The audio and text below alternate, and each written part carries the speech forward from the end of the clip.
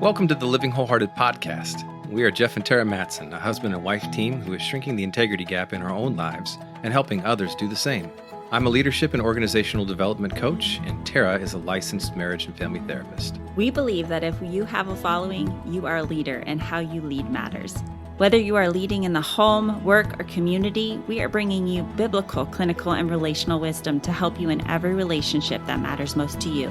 None of us do this perfectly, but we are leaning into the reality of our humanity and profound wisdom of grace.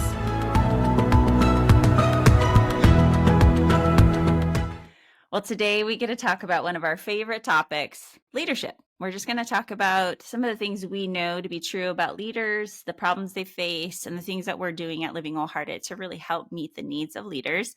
And we have with us one of our executive coaches and teammates, Connie Armerding. Welcome, Connie. Hey, Connie. Good to be here. Well, start by first just telling people about who you are and a little bit about your expertise and the stage of life you're in, and so they get to know you a little bit too. Yeah, well, my name's Connie, and I'm part of the Living Wholehearted team. And I am really passionate about helping leaders just navigate all the various areas of their life to work and to be a wholehearted leader, to be integrated. I am a wife and a mom, and I'm a professional, and we're in a really busy season. So understanding there's lots of different facets. And so that wherever we go, there we are, that we need to be the best version of ourselves to the people that matter the most to us is something we say often at Living Wholehearted, and just working to be the same person in all the spaces we're in, and to have that be just a person of integrity. So I'm passionate about that in my own life, and it is a gift to be able to do this work, to walk us alongside leaders as they're navigating this real time. Thanks, Connie. Well, I'll tell you a few things about her. She is a writer. You can find some of her writings and links even on her bio on our website and on her website. But she's a beautiful storyteller and passionate about people's stories. But she also has just a wide variety of backdrop, which really helps the leaders she comes alongside, whether that's been planting a church and being a part of nonprofit and the growth of developing that all the way over to the marketplace. And it's just been fun to get to partner with you, Connie. Connie, remind me and remind us of what your graduate degree is. I am a Wheaton grad, Wheaton alumni from Wheaton College. So I did my undergrad in interpersonal communication, and then my graduate work in leadership and evangelism. That's it. Yeah. All right. Yeah, So yeah. She's amazing. Go Thunder. Yeah, she's pretty smart gal. Okay, so one of the things, Connie and I have been able to do some of these women cohorts together.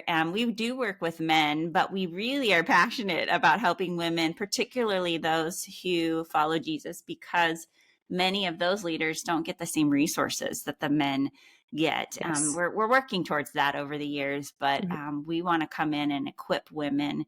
And we also have a unique set of voices that we face as women in leadership. So we'll talk about that more, Connie, and maybe be able to shape that. Jeff, why don't you share a little bit about your expertise and your backdrop? Most of the time people don't hear. Okay. Wow. Hi, I'm Jeff. Co-founder, co-owner of Living Wholehearted. I'm a recovering perfectionist. Yeah. All right. So like a lot of our leaders and our clients, leaders are a particular type, right? And so that comes out of our stories. In my backdrop, come out kind of a high-performing family system, and there was a lot of trauma, and there is a lot of trauma in leaders' stories, and even just leadership in and of itself. We'll talk about this is dramatic. And when I say that to clients or prospective clients, they're like, "Yes." Thank you. And many times they just are realizing that word summarizes how they feel. Now they need to unpack it, and we do that with them. But yeah, I'm passionate about people and helping people experience their potential. This is an early call in my life. I was in high school and I got that kind of clarity, which I was thankful for. It came early, and I've been wanting to try to work that ever since. So fast forward to today, I've got a graduate degree from Gonzaga in organizational leadership, and that has just been a tool or a gateway to be able to have access to leaders, right? There's wonderful things about getting an education in higher ed, But the real value for me is that it created an invitation and an open door to the type of leaders that also have those expectations about who they work with. And so knowing that is why I did that, why we did that, right? Because it wasn't just me that went to this to do this schooling. We put you through first, but it was also a huge commitment for our family. I was a young family at that time when we were doing that. So, we have got street credibility, I would say. All of us, we're raising kids. We all have teenagers. You have not just all teenagers. You have one that's not a teenager yet. But it is, it is all hands on deck, right? Partnering with your awesome husband. We're partnering together here to try to live these values that we preach, and we're learning along the way, and then sharing the things that we're learning. And so, I would just say that that's been a real commitment and a desire, and it's challenging to actually have to remember podcasts like this where we talk about certain things and to live that, right? Integrity is a way of being. It's not an event. It's not like something that you can purchase as a bumper sticker or a t-shirt and say, now I have integrity. It's a lifestyle. It's of continual choosing. And I think that that's helpful for people to realize that this is something that we pursue over our whole lives. And sometimes, that gap we call the integrity gap grows, and we're wanting to shrink that. And so there's an ebb and a flow. Hopefully over the arc of our lives, we are living with greater congruency, and we're doing that in relationship. So I guess there's my little soapbox. There's yours. Yeah, you are passionate about all those. Well, I'm the odd one out here in that I'm trained in the mental health field as a licensed marriage family therapist, but most of my clients of the last 20 years have been high capacity leaders, and then also a passion for helping leaders in the home. So recognizing that if you have a following, you are a leader. So we do a lot of parent coaching. We do marriage work. We really are believing that your family system is really a piece of your leadership. So that is something that Connie, Jeff, and I and our other coaches, we bring to the table. A lot of times our leaders are coming because of their professional work, but they find that really the greatest struggle is what's happening at home and when they're laying their head down on their pillow at night. So let's talk about our leaders and some of the things that we hear from our clients are the greatest struggles today. It's 2023. Praise God. Yeah. It's 2023. I'm just saying, anybody else out there feel that too? Okay. It's the end of. It's going to be 2024. Will you be okay with 24? I'm already thinking about the Olympics. Just anything positive, anything hopeful. Okay. It's been a doozy of a year, Connie. Yes. Last couple few. Yeah. And I think we hear that from our leaders too. We all feel that. But what are some of the voices and the problems that you hear your clients facing these days, Connie? Specifically with the female leaders I'm working with, I think there's a battle of where do I fit when I'm a mom and I'm talking with my neighbors who are other moms. How do I connect? And then when I'm in the professional world, I think the voices, whether they're real or perceived, I don't know that they're actually words that are said, but whether it's an accurate perception of feeling like I can't be all the things in all the places, and then letting that narrative dominate how they enter a room, not being comfortable in their own unique wiring and their own unique skin, the way that they are a leader and the way that they've been designed, and that is the gift that they bring, and understanding that it's going to be very different than the person next to us. But I think comparison is something that is in the room often. So being able to just give voice to those things, I think there's so many things that happen in between our ears that we don't name. And then they just are on loop and they cycle back and forth. And then it becomes our reality in our mind when that might not be the reality around us. And so as I sit with these specific female clients who are in leadership roles and really can get stuck in that loop, just to pull out those thoughts, to be able to have someone else sit with them and explore them and be curious. Is this real? Is this true? And if it is true, what are we going to do about it? Or maybe it's not true, so let's change our mindset. So that's something I Yeah. feel like I bump up into a lot in my own life. I mean, that resonates with me, but then sitting with leaders as they're navigating these things and just putting words to what's going on inside and the mental load and the chaos that ensues because of it. I love that, Connie. And it reminds me of another problem that the leaders hold is that they're thinking these things and feeling these things, but they don't often have a place to be honest about those voices. And that is one of the Right. places that is a problem for many leaders. The higher up you go, the more confidential you hold things, the more people have perceptions of you and put you in boxes. And there's that challenge of I'm the same person in all the places, or hopefully I am, and who do I let in to that inner world? And then not having a sounding board for that, those voices grow and they have greater impact and leak in weird, funky ways if we don't have Hmm. a safe, trusted voice to really help us know what we're thinking, what we're feeling, and then where did that start? And do we want to keep it or do we want to get rid of it? Is it no longer serving me? So I love that. Yeah, so this is just symbolic of really of what we're about at Living Wholehearted with leaders, and this is we talk about helping them with the people issues that keep them up at night, and sometimes they're the Hmm. people issue, right? Sometimes And we're and so that's like our unique niche, if you will, for like organizational work, coaching in this space. It's this the people side, and helping leaders in that space. And one of the things that's just been a recurrence of theme for me and my clients that I'm working with is just order of life. And so many are just describe their day as one fire after another that they're putting out, and they've lost perspective on the time and the way they spend their time. The day goes fast, or it goes really, really slow, but there's just, and they have nothing left in the tank to come home to give what we would say, as you alluded to, Connie, is just like trying to save some of the best for those you love the most. And Hmm. they're struggling. They want to do it they differently, want and to. it's cognitive. They're like, I know I need to, I should. And we're trying to help them get away from that space of should to actually reorder and prioritize and provide frameworks for them to be able to experience more of that congruency. But it's so common that how difficult it is. And you even what you said, Connie, actually really as a male listening to this, I'm mindful of the fact that I remember when Tara was sharing with me some book about differences between men and women, and women are like spaghetti. Oh, this is a long time I ago. think this was right, Yeah, right? it's an old school book. Everything's connected, and I'm just Everything's remembering this connected. right now in the moment. And men, generally speaking, and these are generalizations, right? There's exceptions to all It's this. based on our neuroscience. Men generally are Yeah. able to, or just tend to compartmentalize, and there's some strengths and They're minuses like to all of waffles. this.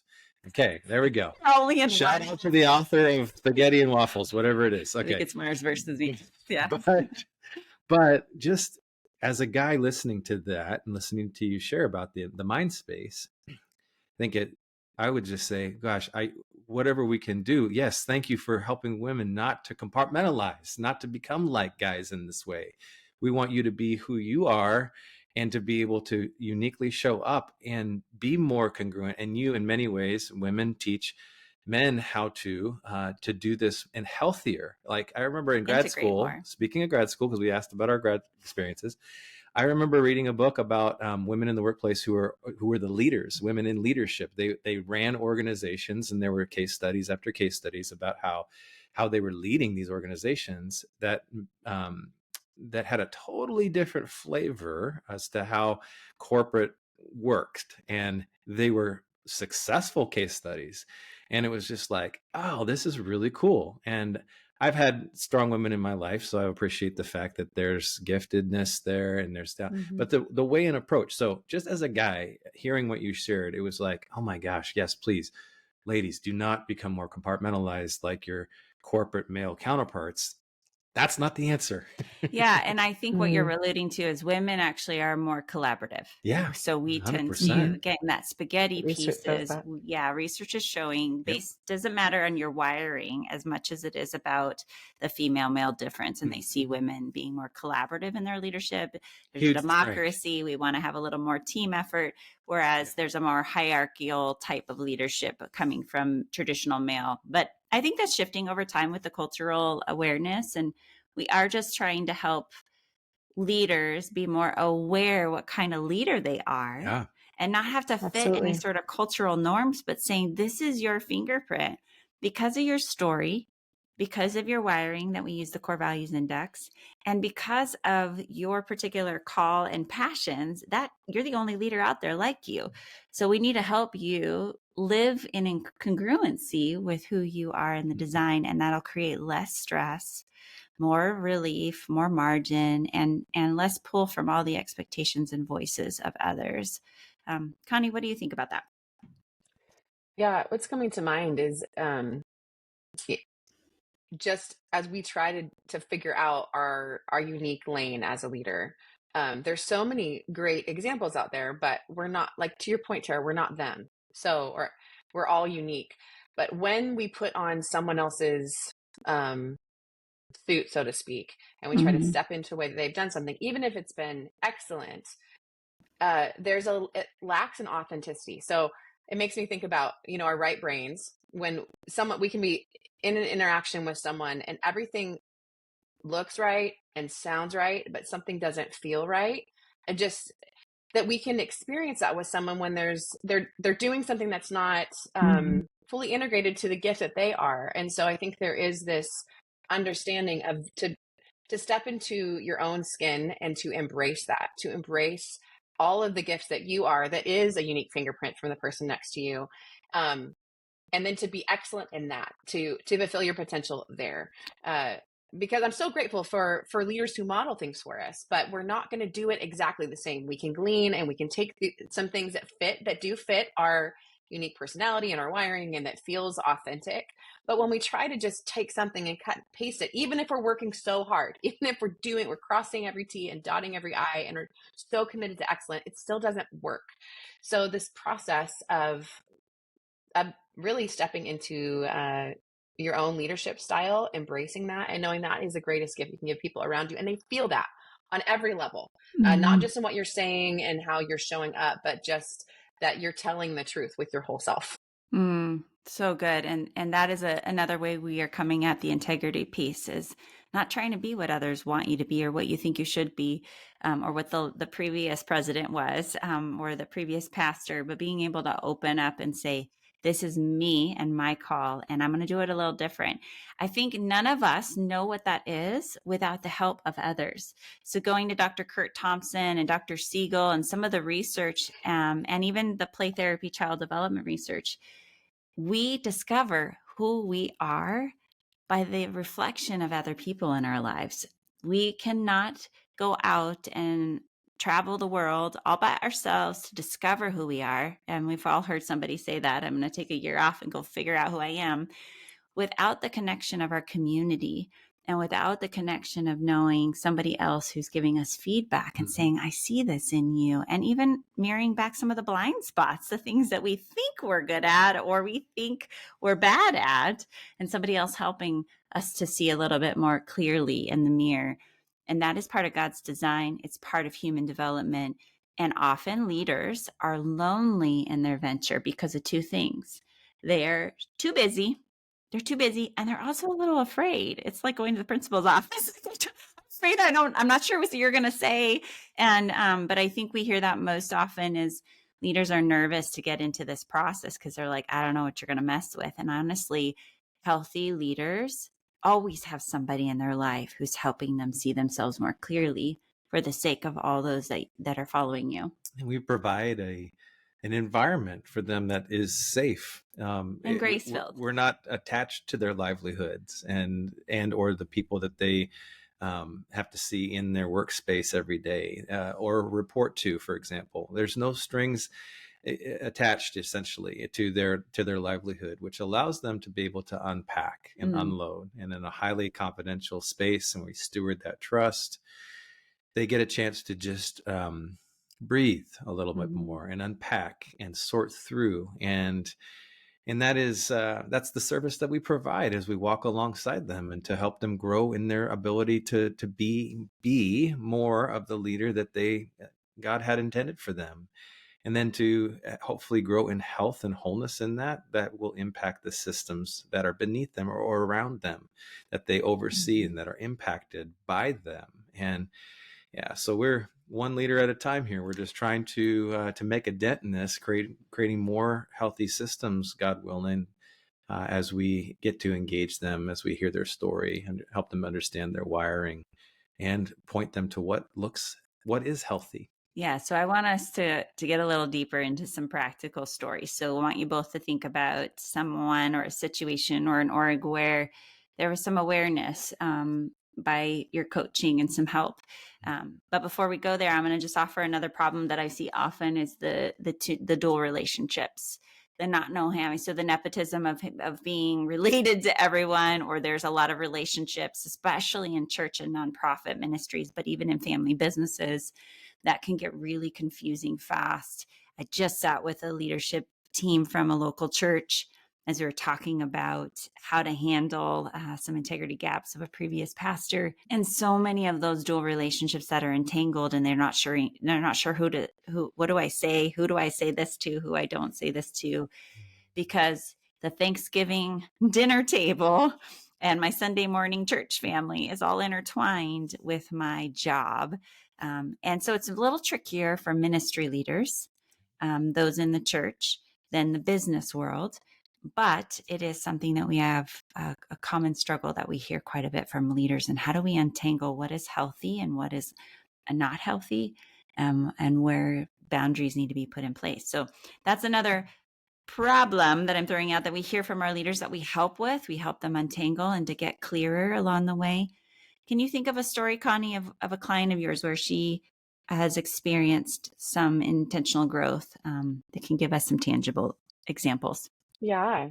Yeah. So a couple things come to mind. Just I like that you have the buckets of a ministry context versus corporate world, because there's similarities, but there are clear differences. So in a ministry context, this growth curve of stepping into a role that is set for her, that she's qualified for and is executing.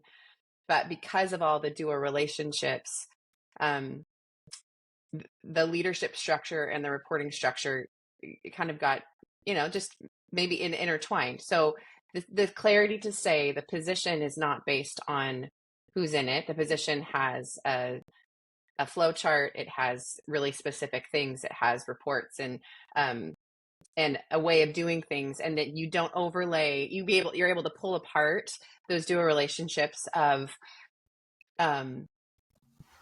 knowing who someone is and who they're connected to and how they're invested in relationships within the community is separate than the job they're called to do. And then just having just giving language and working to clarify those lanes so that there's not the enmeshment or the entanglement that can tend to happen.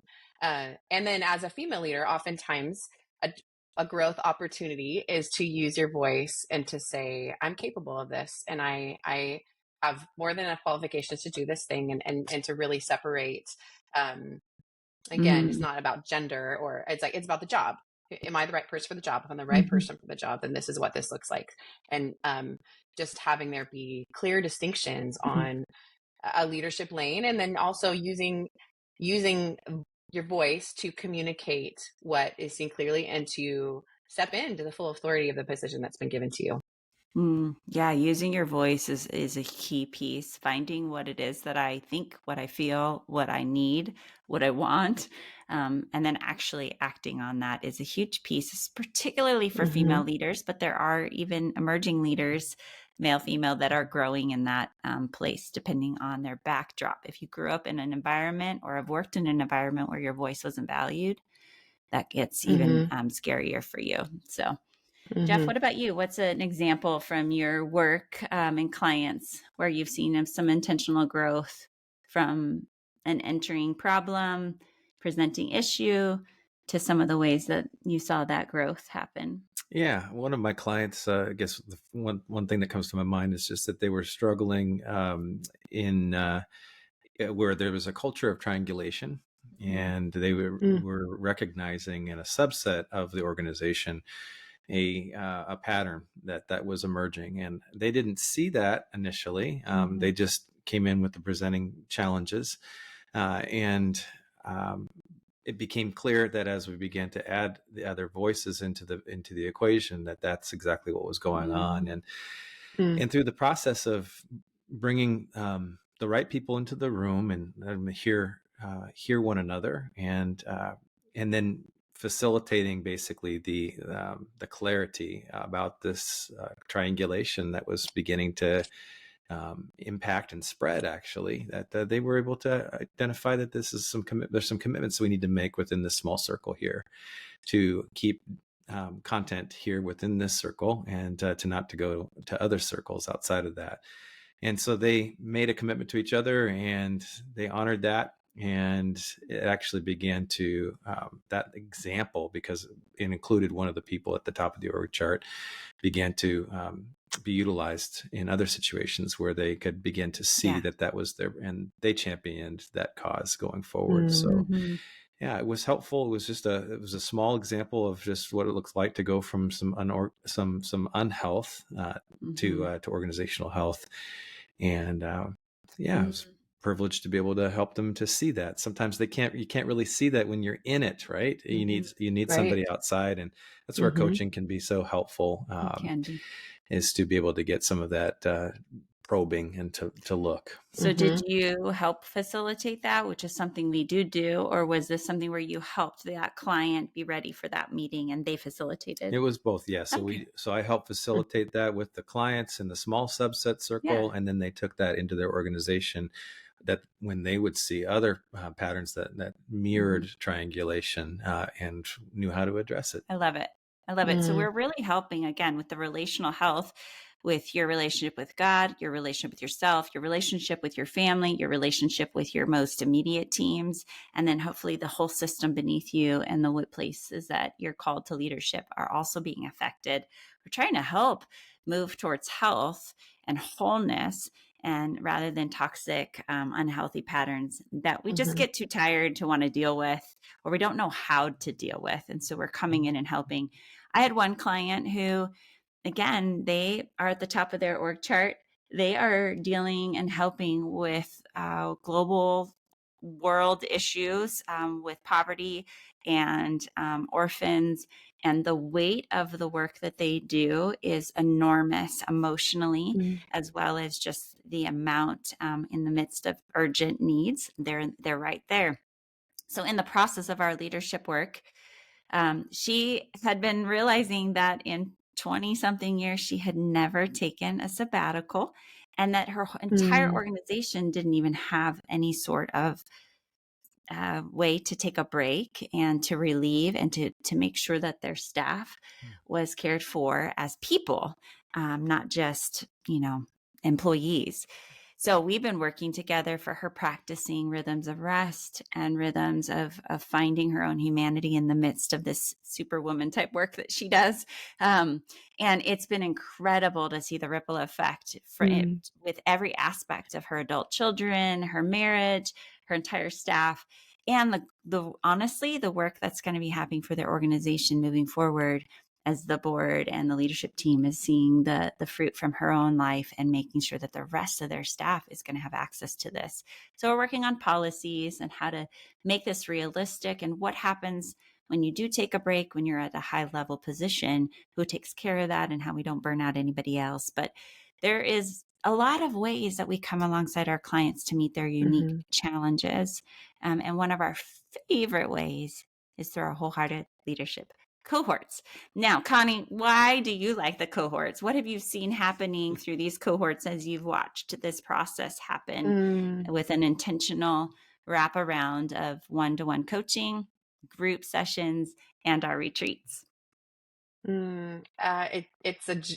It's a joy and a privilege to see clients kind of unwrap this gift of uh, bringing in a trusted voice, one-to-one, working through their story, really putting voice to the things that they maybe shouldn't have in these other contexts, to really come to terms with those things, and then to surround it with other leaders who are on the same journey, other high capacity leaders who are ready to do this work.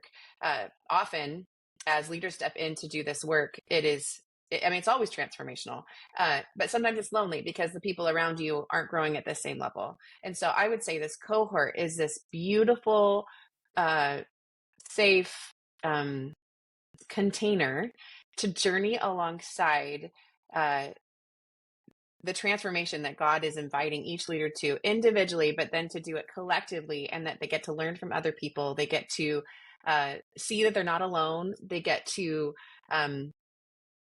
be encouraged by other leaders who are doing this same work, who are invested, and who are going to be in their lives from this point on. I don't know to what capacity. Some relationships go really deep, and some are together for a season, but there is relationships that are established, and there is a community of people who are growing together, who are learning together, who are testifying to this transformative work, and it just reaps a beautiful harvest. So it's transformational to watch it and to be part of it, to see what happens in the room. And it's really hard to put language to it specifically, but it is really beautiful for people who are making the personal investment, and then at the same time they're coming together with others who are ready to make that investment, and then something beautiful grows. Yeah, I would just say that that you mentioned story, and we ask leaders to share and prepare their story to share. We know that actually that in doing that with one another and hearing and sharing, it's impacting their neuroscience, right? It's impacting their brain wiring, and it's help them to integrate more, right? Which is the whole purpose. Why do we look back? We look back so that we make sure that there's nothing in the past that's impacting the present in a negative way, or that would impact the future if we left it unchanged, right? And so in this container, I love this little word of the container. It kind of, it's like this little special time of a cohort, right? Where God is drawing people to these things, and then we get to help be a part of this experience, and to bear witness to this, and to help provide a framework for them to share their story. And then we take them deep into their wiring to understand how wiring impacts everything, and their ability to live more authentically, and also to lead and to notice others in their space, and how wiring and the impact that we have on one another, so that we can help them with their relationships all around, at home, at work, and in the community. So it is a privilege. We utilize resources and equip them with skills, and it's fun to see the light bulbs go off over and over and over again. The purpose is, at the end of this, is that people are living and leading more from a place of congruency, integrity, and that is going to impact the systems that they represent, right? If they're healthier, it's not a guarantee, but that the others that are around them and underneath them in their leadership hopefully have a better chance of experiencing health. I love it. I'm going to let you two end with a word of encouragement. But before I do that, I want to share with some of you about what others are saying that have gone through the cohort. I actually had a client reach out and say, you know what, I really want to do this cohort, but I've done a lot of cohorts. And so I'm like, I don't know, what's the difference? And we hear over and over, those that have done other leadership type cohorts, the integration work is very different. And here's why. It's the length of time. We're taking from a trauma-informed mental health, understanding how change actually happens, also with spiritual formation, knowing that a slow and steady drip is actually going to create long-lasting change. Anything fast is actually going to just be quick, but it won't stay. It's like a rubber band. It'll bounce right back. So we hold the tension for at least a year in our women's and men's cohorts, and in 2 years in our co-ed cohorts, where couples can come in or individuals can come in, but you're with men and women. And so that's a beautiful combination. And we are integrating mental health, leadership development, spiritual formation, and that trauma-informed aspect of leadership, knowing that we're trying to help you develop from the inside out. Yeah. So a lot of cohorts on leadership are giving you skills. We're going to give you skills, as Jeff mentioned. We give you lots of skills. We got skills. We got skills. Thinking Napoleon Dynamite right now. We got skills, but we also skills. Okay, so yeah, we're on a sidetrack. We might have dated ourselves there. But in terms of thinking about the holistic approach, I heard one of the leaders at the end say they recognize that who they are matters more than what they do. They entered into the cohort with their identity wrapped up in their title and in their contributions and in their productivity. And by the end, they were freed up to say, you know what, no matter what my title, no matter what my assignment, who I am is what is matters most in the greater spectrum of things. And one of the cohort members said, the Living Wholehearted leadership cohort tends to your soul. And it's hard to find resources like this one for leaders. It's a safe and honest environment to grow fully into who God has made you to be. And isn't that interesting? As leaders, we often don't get that space to grow. We're constantly thinking about everybody else and the demands on our plate. And so this provides margin. And that was the CEO of a nonprofit, an NGO, a large global nonprofit. organization. Yeah. There's a lot of feedback here, but one says this has given me time to reflect, become more self-aware as a leader, to reconnect with the Lord, myself, and my deepest motivations, and to get connected to that. This was time well spent. This group of extraordinary leaders was absolutely amazing and a tremendous gift and right on time, they said, right on time. The inner work takes time, and I'm thankful that this was 2 years. It was worth it. So there's many more comments here, but as we close up this podcast and you're interested in the cohort, we're going to give you a chance to apply and tell you a little bit more here at the end. So Connie, leave leaders with some word of encouragement. And Jeff, we'll give you the last one. My encouragement would be to invest in what you value. And I know it's difficult sometimes when, as leaders, we're looking at time or someone investing in us or an organization investing in us. But I think there is this something that just should be solidified in us to say, like, I am a resource and I'm giving to other people and I'm pouring out. And so to have a place to be poured into is not a selfish ask. It's money well spent. It's a good investment. And so just to invest in what you value across the board. And if that means you're looking ahead at your life and saying, how am I balancing all these things? Am I on track? If I look to the future, I don't want to look back with regrets, and to live an integrated life and to be the best, to give the best of who I am to the people that matter the most. And if that is a challenge, that to lean in, to get help in doing that, to have a safe container with other trusted people that are learning and growing together. Because these things, you can want something to happen, and then if you don't invest in it and spend the time, it's probably not going to happen. So if you can see those things and are moving towards those things, take the step to invest in what you value, invest in your leadership development and your own personal growth. Well said, Connie. Yeah, I think that's a wonderful motivation that you just described. And another motivation, and I think it's really important that leaders, they connect to motivations that will give them the courage and the strength, the perseverance that they need to be able to continue to grow. It's the leaders that don't continue to grow, but are just reacting all the time. We have to do something about these things. And there's so many options now. And at Living Wholehearted, we try to create a lot of options for people. So if you're in the thick of it and you got a free podcast, we have 200 some episodes that are free that you can just connect to, that in your busyness of raising littles, or and perhaps at the same time also leading a whole organization. And so there's books, there's the level of investment is, there's so many options that give you the chance to engage. So the cohort is a big investment, but it is so worth it, as you described. We need to have, I think, the healthiest leaders that I've been around and that I love to work with and see are those that they have a a continual growth pattern, right? They just want to keep growing. They have a habit. It's a lifestyle Mm, of learning and of engaging and of soul care and self care. And it's not selfish. I'm so glad you said that. Actually, it's so mm-hmm. find the motivation that you need to become a better leader so that you can empower others and you can live more whole. When leaders do that, when they actually, we say, get their baggage down to carry-on size, do that hard work, right?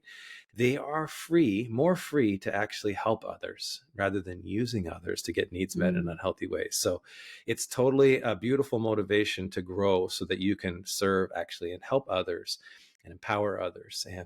And it's worth it 100%, like you said, Connie. Yeah. So mm, wherever you're at in your leadership, you're worth this. And honestly, people ask, really, time's probably a bigger issue for people. And it's a pretty minimal. We're all leaders. Connie, Jeff, and I, we got a lot of things that are on our plate. We're not trying to overload you. So it's one group session a month. And then you get to schedule your own individual appointments. It's virtual if you're out of Oregon. You can do in person if you're in locally in Oregon, and that's on your own time. And then we just do 4 retreats throughout the 2 years, and we keep the homework low. We know the transformation's happening within the relationships and in the time that you give to these, and we trust the process. This has been thought out. Just like a trainer who would help you get to your goals, we already have kind of this system, this vehicle in place, and then we attune it to you and your starting point. And it's done with grace and mm, and the shame that keeps people from wanting to do this. I've heard people be like, I don't know, Tara, you guys wrote the book on integrity. I'm nervous to come and sit. And I'm like, oh, seriously, integrity is simply about being honest. And you'll even learn a lot about as yes. coaches and the reality of our own leadership. So check it out. You can learn more at livingwholehearted.com/cohort. There'll be a link also in the show notes if you want to learn. And I would say apply. If you're interested, don't let time or money stand in your way.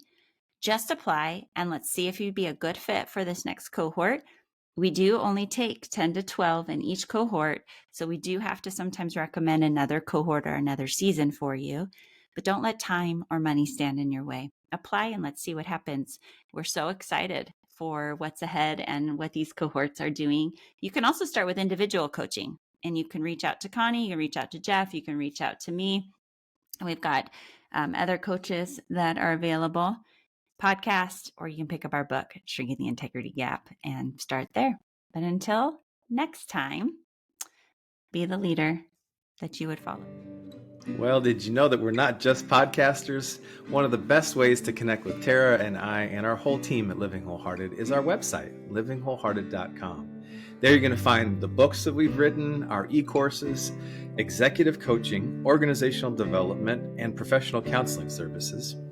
And then one of our favorite things that we're up to these days, our Wholehearted Leadership Cohorts, where we take groups of leaders for 1 to 2 year journeys together. It's amazing. While you're there, for fresh content, make sure that you sign up for our e-newsletter. That's where we're putting out stuff every month that you want to keep close with. So visit livingwholehearted.com. You can also join us on socials at living_wholehearted on Instagram, and we are Living Wholehearted on Facebook. You can also follow me at Terra Mattson on Instagram. We love to engage with you personally there, so make sure you reach out. Leave us a review if you're enjoying this podcast. And if you're a mom of a daughter, check out our nonprofit, Courageous Girls, at mycourageousgirls.com, where you're going to learn about the biblical, clinical, and relational wisdom, where it's helping you walk with your daughter at every stage of her growing years, helping her to be courageous and confident in a day such as this. Hey, thank you for caring about being the kind of person and leader that lives with integrity.